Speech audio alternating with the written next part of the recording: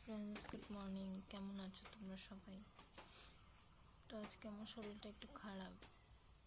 কালকে প্রচণ্ড ভমিট হয়েছে, পেটে ব্যথা। তো কালকে আমি হসপিটালে গিয়েছিলাম ভ্যাকসিন নেওয়ার জন্য।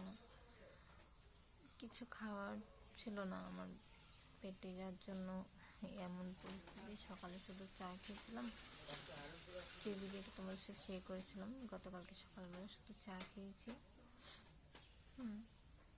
আর কিছু খাওয়া দাওয়া হয়নি, যার জন্য এরকম পরিস্থিতি। এখনও শরীরটা খারাপ, ভালো না। তো আজকে মনে হয় না সেরকম কোনো ভিডিও বানাতে পারবো,